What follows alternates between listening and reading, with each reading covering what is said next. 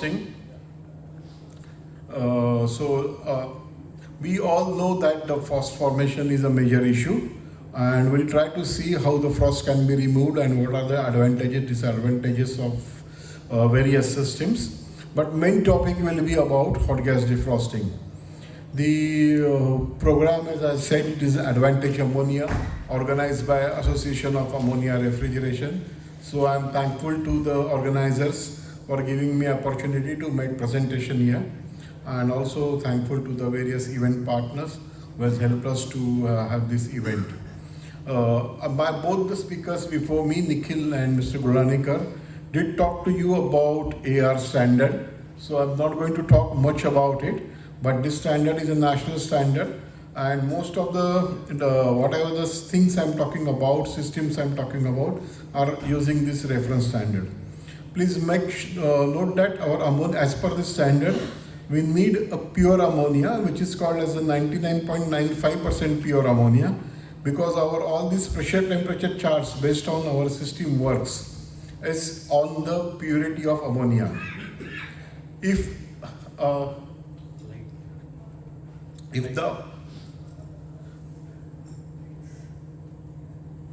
ammonia is not pure, then naturally we will not get the desired results of the temperature effects.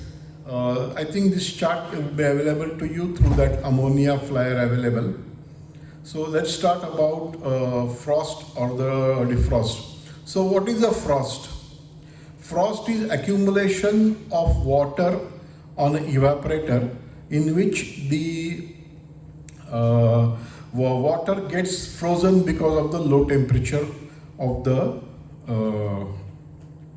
evaporator sides. Now, where this water or the frost comes, it's mainly the dew or the moisture inside the air. As the air moves around in the through the evaporators, definitely this moisture gets accumulated on the evaporators, and then it becomes frost. The thickness of this frost decides the energy consumption or the power requirement to get the desired result, because please remember, ice is a bad conductor of heat. Ice does not help to transfer the heat. It is like an insulating material. So ice which accumulates over the time on an evaporator makes heat transfer very bad, or it affects the overall heat transfer. Of course, we have a presentation about fans in the afternoon session, and then you will find out how much power can be lost because of the ice formation on the evaporators, and there will be some pressure drops in the air. We'll see more about it. But this around 2 millimeters of ice formation or the frost formation and evaporator can cause around 15% of excess power requirement. So if you look at that excess power requirement and the loss of the product quality because proper temperature is not achieved in a time is huge. So traditionally, what many times the defrosting is done on the whims of the operators, or operators decides when he has a free time he will defrost it because he has a limitations of productions. He has got manpower limitations, or sometimes he is little bit worried about doing defrosting when the products are stored, because manual defrosting increases the temperature of the evaporator. You can see here the frost, some of the cases where the frosts are formed on the freezer coils or the plate freezers or the evaporator side, and also this frost formation also results into the, I think we have a technical break here. Maybe some compressor is not working correctly. Yeah. So this one happens. Then what happens is, as I told you, the room temperatures are not achieved, or if it is achieved, it takes a lot of time to get that. And the product quality deteriorates mainly, which is a very huge loss to the system. And of course, the power consumption required is more. So what we always recommend is to do the atomization of the hot gas defrosting. So what does this atomization will do? It will avoid the human errors and inefficiencies.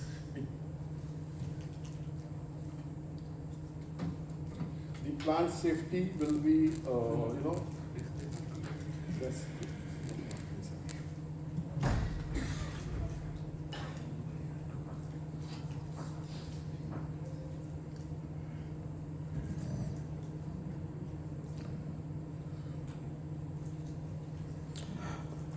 Yeah, I think it's correct now. Then, Sanjil sir, maybe can you call the hotel staff? There may be some issue in the power supply or something like that. Then, of course, we have the plant safety get compromised because any wrong operations or excess operations of defrosting may lead to the damage to the evaporator or the accidents in the plant. As I talking continuously about energy efficiency gets affected, product quality stored, product quality gets affected, and automation gives you better results onto that. And of applications like blast freezer or plate freezer, we can have a more and more batches in a plant. So instead of 4 batches of plate freezer, we may go for 5 or 6 batches because our defrosting time is less. And it all helps us to get more efficient and more production from the same investment. So various types of defrost systems are water defrost, electric defrost, air defrost, and hot gas defrost. So let's go briefly what is the water defrost. In water defrost, water is sprinkled outside the evaporator and then allowed to defrost the frost on the evaporator. So this is one of the very commonly used system in olden days, and it's water directly applies on the outside of the evaporator, so the heat transfer becomes fast. However, the quantity of the water required is large. Running times are high. Normally, typically water defrost system you need 40 to 45 minutes or 1 hour. Second disadvantage of this system is that since the water is applied from the outside, inside cleaning or inside oil removal or the removing of the sludges inside is not possible because we are not doing anything from the inside of the evaporator. And it's one of the easy system to install. It can be done automatically or manually. But for water, nowadays we have a scarcity of the water, and water is costly, so we'll be wasting a lot of water.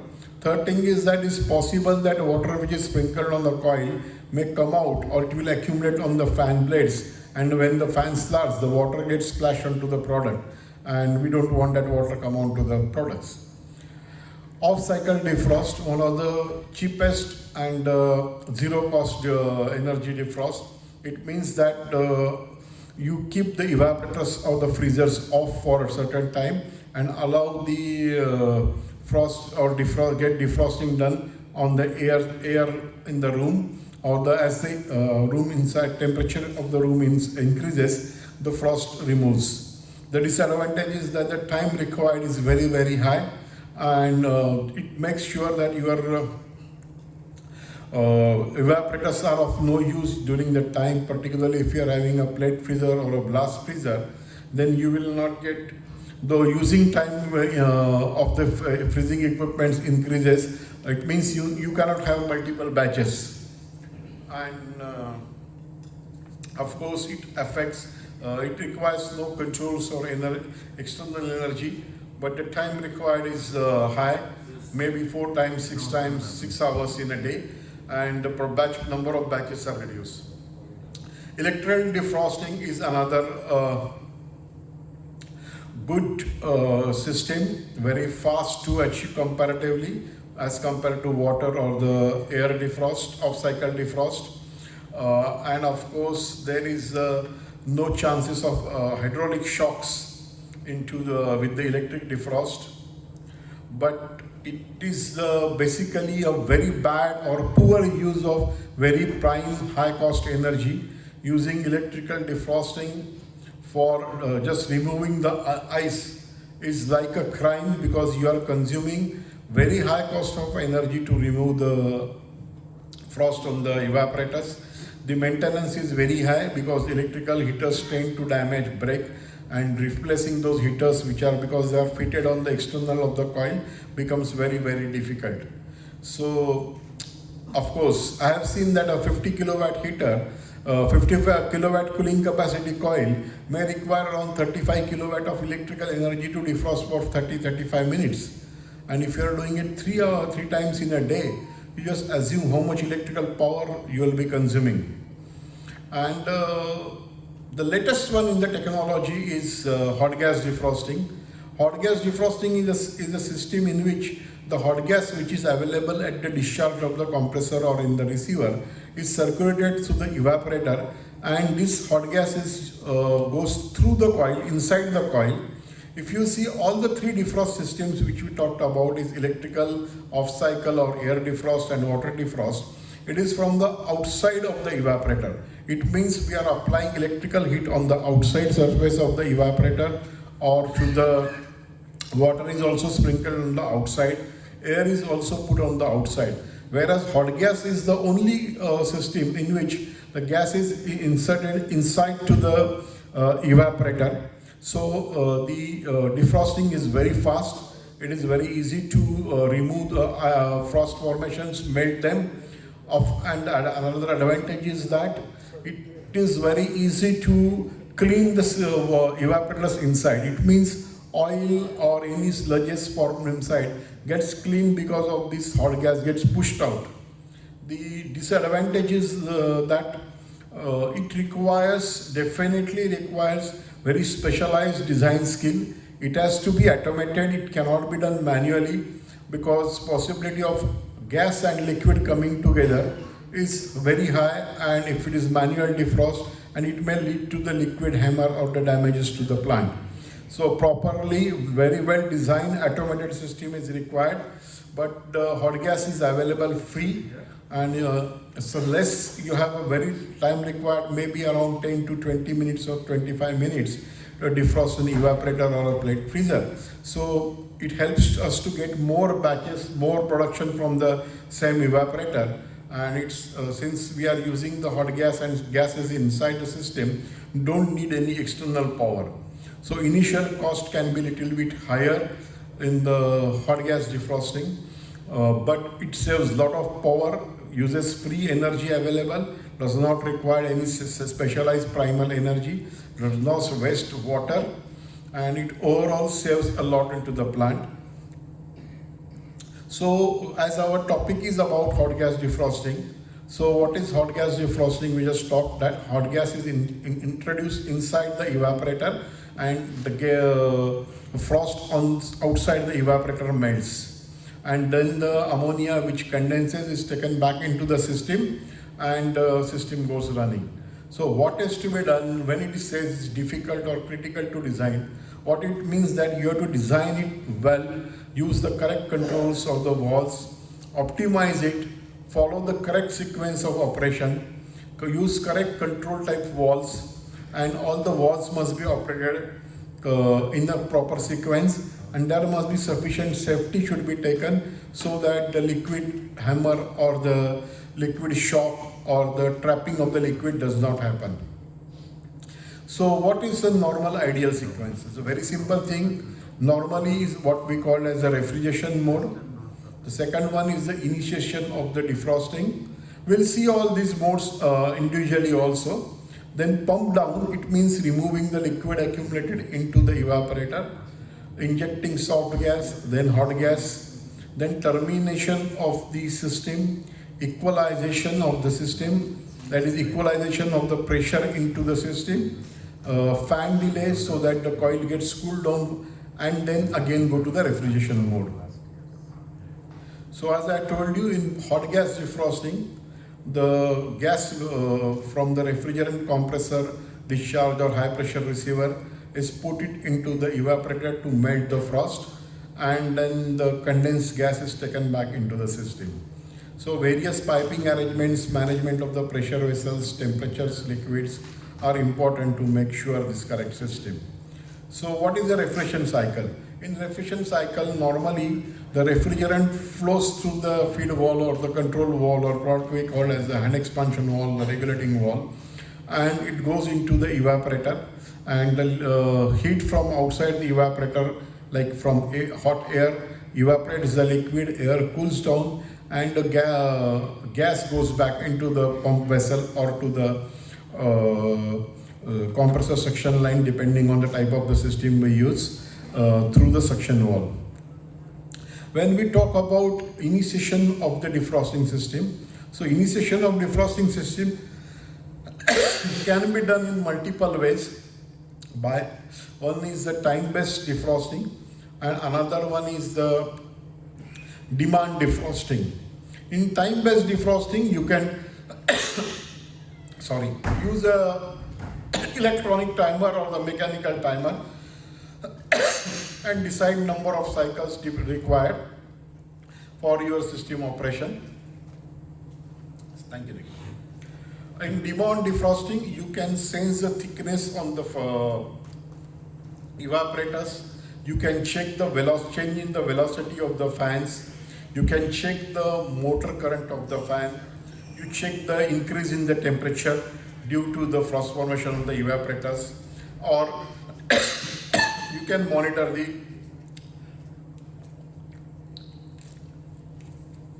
liquid feed time, and after a certain time, if the liquid feed requirement is liquid evaporation rate is less, then you can go into the initiation. Nowadays, frost sensors are available, which can be installed on the outside of the evaporator. It senses the change of the air to frost or the ice, and then you can initiate the things, or you can simply based on a time-based or a manually also. It means operator goes inside the room or the evaporator side, checks the frost formation and initiate the defrosting. Then comes, once the defrosting is initiated, what is most important is pump out. Pump out means you make sure that all the liquid in the evaporator is taken out. It means what we do is we stop the liquid feed valve and we just keep the return of valve in the suction line or the wet return line open and keep the fans running, because of which the gas inside, the liquid inside the evaporator gets evaporated and the gas comes out liquid. Slowly the system becomes with the lesser liquid, and as the liquid system has a less liquid or the warm refrigerant, the defrosting becomes easier. It helps in the less quantity of the hot gas requirement because of the pump out systems. Total time required for the defrosting is less. Losing the heat of the hot gas just to warm the liquid is less. So overall energy required to cool the energy losses are less, and faster defrosting is possible because actual defrosting cycle requires less time. And we can utilize maximum hot gas defrosting capacity. Of course, we have a lesser time for the defrosting. Then once that pump out system is implemented, we inject the hot gas into the system. For normally evaporators with the capacity less than 20 kilowatts, hot gas is directly injected. For evaporators more than 20-25 kilowatts, the soft gas and hot gas phase is used. It means a soft gas means a small solenoid valve is kept into the hot gas line parallel to the main hot gas solenoid valve, which is started first, which starts the warming of the evaporator. Once this evaporator warming up happens, maybe 3-4 minutes, then the soft gas will close and main hot gas solenoid will open. What happens is, because of that, the soft gas solenoid valve, what it does is that it warms up the evaporator a little bit, liquid inside any gas liquids inside the evaporator gets little bit warmed up, and it reduces the requirement of hot gas, because main hot gas is not used. it avoids thermal shock to the evaporator, because we are warming up little bit and then we are heating up the evaporator to defrost. So definitely it help us to reduce the velocity of the hot gas required. The wall chatters are avoided, hydraulic shocks are avoided into the system, and main advantage is that the pressure drops are less inside the evaporator.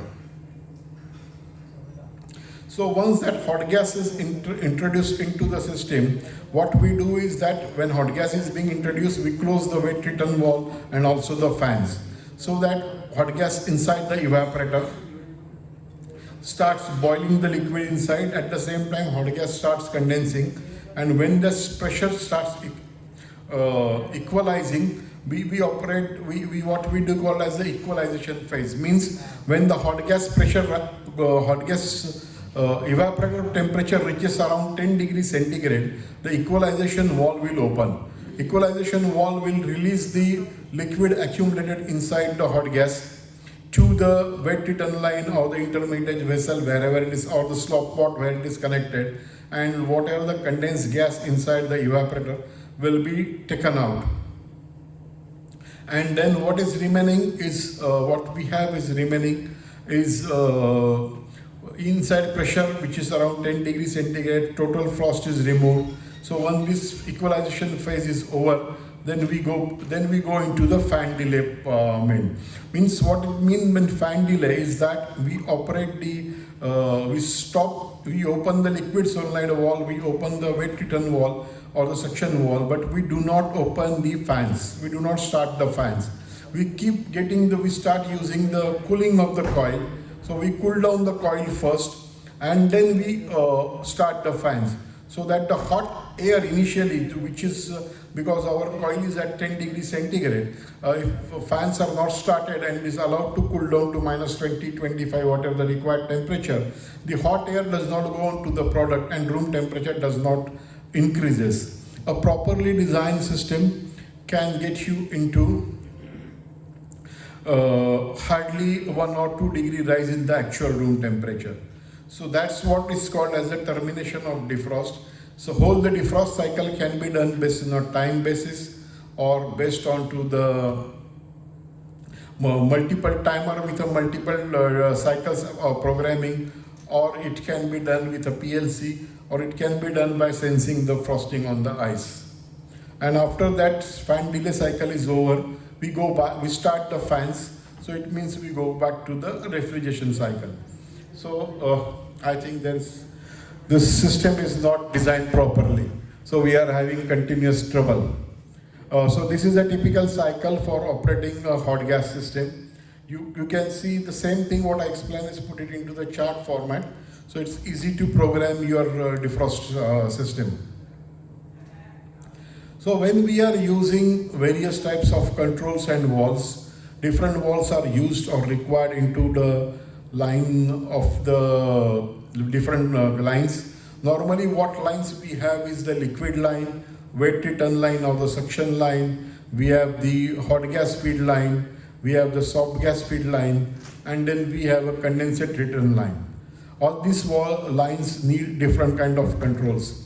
In liquid line solenoid valve, liquid line we may be using the solenoid valve and a check valve or a metering valve or a thermostatic expansion valve or a hand expansion valve or automatic flow regulating valve with inbuilt NRV or a modulating valve. These various valves can be used depending on the choice of the designer. Particularly solenoid valve is used for on and off operation of the liquid feed. Check valve is made sure that hot gas when injected into the evaporator, it does not work as a back pressure onto the solenoid valve and the hot gas does not mixes with the liquid. Thermostatic expansion valve or hand expansion valve or motorized modulating valve or automatic flow control valves are used for reducing the pressure. If you are having the liquid coming from the high pressure receiver, you need to bring down the liquid pressure to the desired temperature to get the results. Or if you are using ammonia pump system, you need to bring down to the rest. Typically, the pressure which is raised by the pump, we need to bring down to our evaporating temperature pressure requirements. In hot gas solenoid supply line, in main supply line, we can use a hot gas outlet pressure regulator or hot gas outlet pressure regulator with a electric shut-off function. What is the function of this valve? This valve normally is used into the main hot gas supply line, because sometimes our hot gas pressure or temperature can be very high, maybe around 80-90 degrees centigrade or close to 10 or 12 bar, and our evaporators at minus 40 bar. It means that we don't need minus 40 means you are in the vacuum of minus 0.3, and if you are putting directly the 12 bar pressure, that is a big pressure shock to the evaporator. So and we don't need that high temperature, high pressure for defrosting. What we need is to get only 10 degree evaporator so that all frost is removed. So maybe 40 or 45 degree ammonia is more than sufficient to defrost. So this pressure regulating valve is installed into the supply line, and in supply line where its function is to control the outlet pressure of the valve irrespective of the inlet pressure. It means it can be set to work around 6 or 7 bar pressure, so that high pressure shocks are not applied onto the evaporator. Then in individual hot gas supply line of individual evaporator, we can use a solenoid valve. We can additionally use a regulator valve, but if you have one common flow pressure regulating valve, then you don't need another outlet pressure regulator valve. We can use two solenoid valves, a small port and large port, for soft gas and hot gas function, or we can use, nowadays we have available two-step solenoid valves where one solenoid valve energizes, opens partial port, and then second solenoid opens the full valve, or we can use motorized valves so as to slowly open and close these systems. Defrost relief is another system. It means it is a condensate return, or the hot gas which has condensed and become liquid inside the evaporator. It can be very easily, it has to be removed out from the evaporator. So you can use a defrost relief regulator, which is a pressure based one, and you can have temperature set to around 5 or 5.5 bar pressure, so as to it releases around at 10 degrees centigrade. Then we can use liquid drainers, or what is called as the automatic liquid drainers or float drainers. The function of this float drainer is to allow only the liquid to come out of the evaporator, whereas the blocking the gas inside. So it helps us not to have the liquid gas getting back into the LP vessel or the intermediate vessel we are connecting, and only liquid is allowed to drain. Or we can have a regulation function and the liquid drainer combined together, so as to have a basic on the pressure based release with the liquid and the things. In wet return line, there are different types of valves are used depending on the evaporating temperature or the temperature inside the room, pressure inside the temperature. We can use solenoid valves, simple on-off solenoid valves. The disadvantage of these on-off solenoid valves is it requires certain pressure drop. So if suction line there is a pressure drop, then it may cost you the power. But if you are operating at a very high evaporating temperature, like a tube ice machine which operates at say minus 5 degrees centigrade, then you can use solenoid valves for smaller capacity. Then we can combine a pressure regulator and the solenoid valve function into the wet return line or the suction line, so that it also helps us to maintain a constant evaporating pressure when it is in cooling mode, and works as an on-off solenoid when we want to do the hot gas defrosting. The most popular one is the gas-powered solenoid valves. In gas-powered solenoid valves, either you use the two-step solenoid valves or solenoid valve and a single-step solenoid valve and a solenoid valve in small solenoid valve for equalizing purpose in the parallel of the gas wet return valve. These valves are powered by the external gas pressure. So the pressure drop across the wall, or the pressure required to operate the valve, is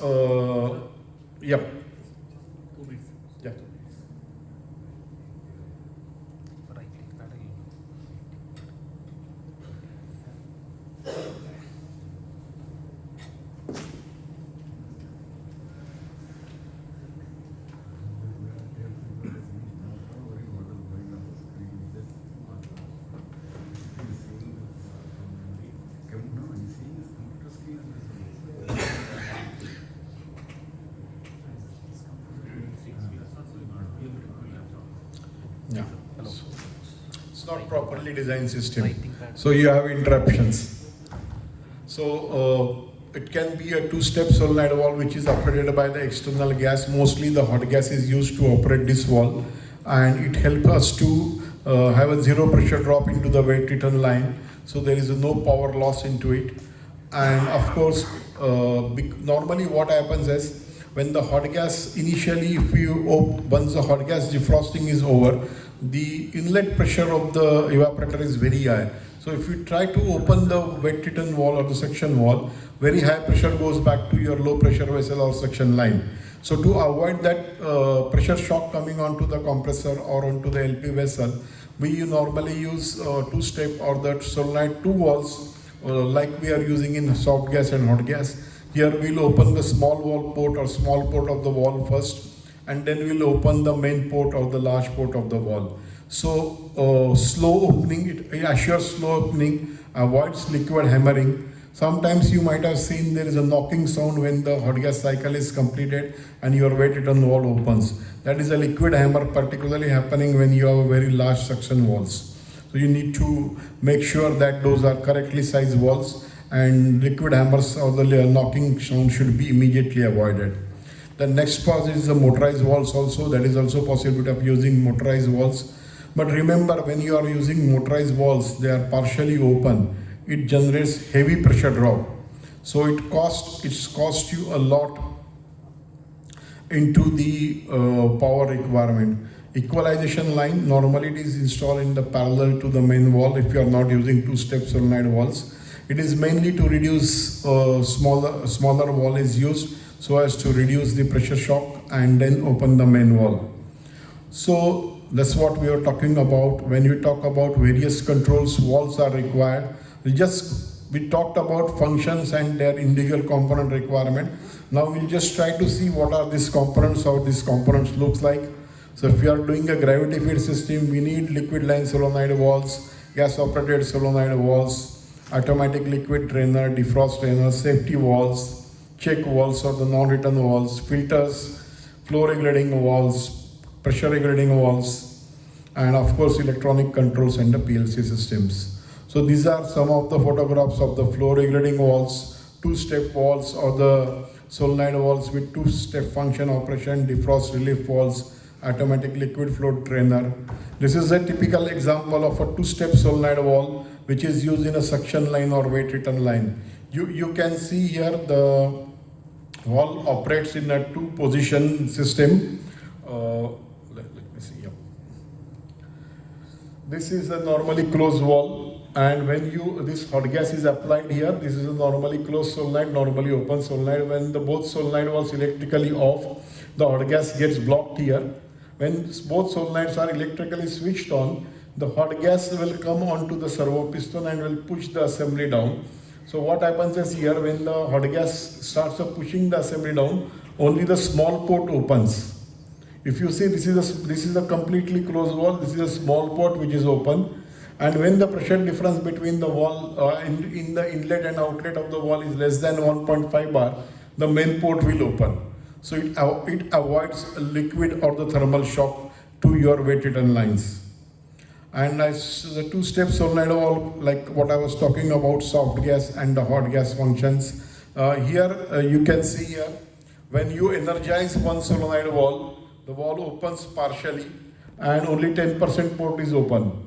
And when you energize the second solenoid valve, your valve is fully open, so you get a full function. So you don't need to use two different solenoid valves in your hot gas feed lines. This is a typical drawing for a gravity feed based system, because many people say that we cannot do the hot gas defrosting because we have a gravity feed evaporators. That's not correct. We can definitely do it if it is designed properly. What we have to do is we have to provide the walls such that our evaporator can be totally isolated. When we want to implement hot gas, we will first cut off the liquid line supply. We will cut off this liquid feed line wall. We'll keep the suction line wall open, and we'll let the fans run. So whatever the liquid inside evaporate and go back into the accumulator and to the compressor. So after a certain time, we'll close this wall, open the hot gas feed wall. Hot gas will come inside the evaporator, Whatever is hot gas, it starts condensing and at the same time boils down the temperature, boils down the gas inside, and slowly the temperature and pressure of the evaporator increases. This is a defrost relief valve. So when your temperature reaches around 5 bar or 10 degrees centigrade, this valve will open and this will pass all the liquid condensed inside the evaporator. Either you can take it to the accumulator or to the intermediate vessel you have, and hot gas will and its defrosting will be there. Once the defrost release is complete, you can switch off the hot gas feed line, open this liquid and the weight returns solenoid valves and the liquid feed line, keep the fans off, get the evaporator cooled down, and once evaporator reaches to desired temperature or close to desired temperature, then you can switch on the fans. These are some of the actual on-site installation photographs in the various cold storages for hot gas defrosting systems, for gravity-based systems. This is a small video, I'll just play it for you. So actually how this is retrofitted into the existing butter cold storage. If you see, this was an old evaporator, it was retrofitted, and once the hot gas started, you will see how it removes the frost quickly. So within 10 minutes, you can totally defrost the evaporator. So what hot gas actually does, it applies heat from the internal of the evaporator side, and to make sure that the defrost happens immediately. Because the heat is applied from the internal side, the power required, the heat required is very less, and the defrosting time is also very less, and you don't need waste electrical energy, or you don't waste the water source for this defrosting. And quick, fast, and well-designed system means definitely we can have a very easy defrosting. Okay, I think another application of hot gas defrosting or the is actually a thawing of the thawing function, which is used into the tube ice machines or plate ice machines, where ice is formed onto the plate ice, and by using the hot gas which is put it into the system, it is just small quantity of hot gas is provided so that the ice falls down from the plates and can be converted into the refrigeration system. Ice can be used as like more use for the ice production, and because of the hot gas, the thawing process is very fast, and quantity of ice produces more. In ammonia pump systems, of course, we can implement hot gas defrosting. This system is much simpler than our typically gravity-fed system. Here we have a liquid solenoid valve and the regulation valve, which feeds the liquid, which is taken back to the weight return line through suction stop valve. And then we have a hot gas feed line, soft gas feed line, and the condensate return line. In normal cooling mode, the fans are running, liquid line solenoid valve is operating, and evaporated gas liquid goes back into the system. When we want to implement hot gas defrosting, we'll stop the liquid line, keep the fans running. So through three sections to stop valve, the liquid inside will evaporate and go back into the system.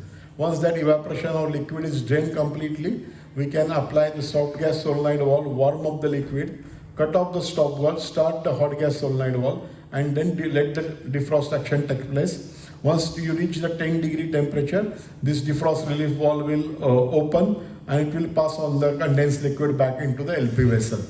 So here, this wet return valve gets closed when there is a hot gas is applied, and once the hot gas cycle is complete, we will cut off the hot gas supply, remain the fans off, keep the liquid solenoid valve on, wet return on, so coil gets cooled down, and once the coil temperature is reduced, then we can open the fans too, so that the liquid can get past it.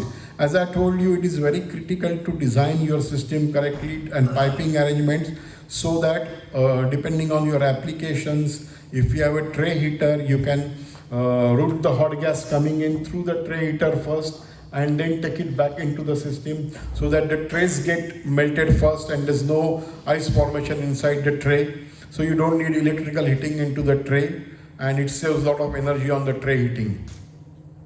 These stations can be built outside into the factory or into the site and then install on the line. And you can see you can install on a terrace or attic area or outside the rooms, so that you have very easy access to it. But make sure the pipings connections are required are done very well important. It is very important to have correct connections. I'll just explain it to you. This is designed for one ice cream plant. If you see here, the connections, like a hot gas connection is taken from the top of the pipe, condensate return connection is taken on the top of the pipe, not on the bottom side, so that the hot gas does not get into the liquid or any things accumulated at the bottom of side. You are not injecting it. These small things are very important, required. And if you do it properly, you can implement very successful hot gas defrosting. My experience is that a typically well-designed hot gas defrosting system lasts very long, saves a lot of energy, and it's always helpful to do atomization of these systems. It can be done for a blast freezer application, cold storage application, IQF systems, plate freezers, as I told you. Plate freezers is very important for proper designing. Because proper design plate freezer system will help us to save a lot onto the energy required, and also onto the reducing the basically the batch cycles can be very easily obtained and easily can check. You can just see on this freezer side how the frost gets removed when the hot gas is being injected into the freezers, which saves a lot on the energy, and also very quick way of defrosting. You can see the frost is getting removed.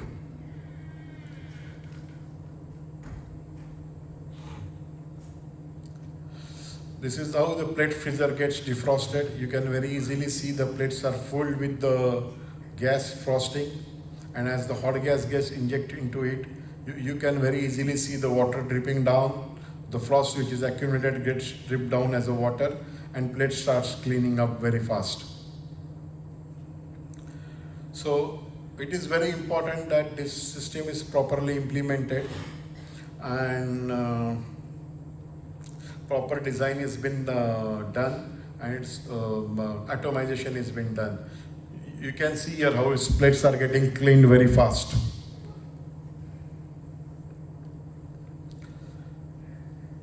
So what is most critical when I am talking continuously about defrosting system designing is very important. Critical is design is mainly to avoid liquid shocks and liquid hammers. And what is liquid or liquid expansion or liquid deceleration? You can see here when there is a liquid expansion happens, or the liquid temperatures in the low temperature liquid line increases simply by 1 degree centigrade. You can see the pressure gauge here. What happens is with the pressure, and then you have these failures of various components inside the valves, control valves or the solenoid valves. So it is important to avoid this liquid hammer or the pressure spikes caused by the fuel in motion because of the sudden operation of this fuel, or there is a possibility of hot gas mixing up with the liquid. So it is very important that we avoid this. And what happens is here is that a sudden change in the velocity, reduction in the velocity or the increase in the velocity also causes this liquid hammers, and then it may reach to the very high pressures which will damage the pipes, joints, flanges. Typical example is that if you have a solenoid valve and check valve and your expansion valve is located at a very long distance between the two, there is always possibility that this liquid gets trapped into this line, and there is a possibility of liquid hammer generating. So make sure that your solenoid valve, check valve, expansion valve are close to each other and very close to the evaporator. Should not be very far from the evaporator. Second thing is that When you are selecting, use proper size of the expansion valve. Do not use very big size of the expansion or regulating valve after your solenoid valve. This will cause a sudden change in the velocity, which will lead to the deceleration of liquid and a liquid hammer. Another one is that when you are having the piping system, piping is been done, avoid any liquid traps happening or U-traps happening in liquid feed line. Do not provide any, do not make sure there is no such liquid traps, or in bigger headers, we have a large headers into like your lines coming back from the system or having field servants, make sure that liquid is not accumulated into this kind of headers. Any such case, unfortunately, you cannot avoid, then make sure that you provide a safety wall from these liquid traps or the such headers into the low pressure side. So in case there is an increase in the pressure, the liquid will get released onto the low pressure side. So based on the time given, this is for what I have. So, right, so time is over, right? Yeah.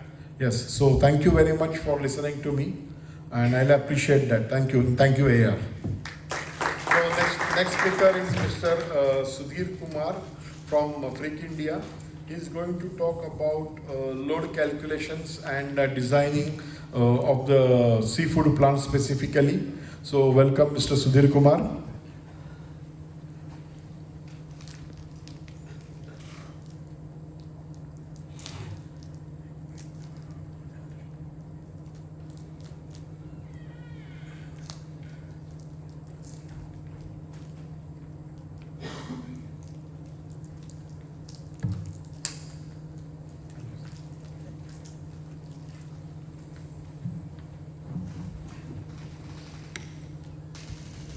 Good afternoon, namaskaram.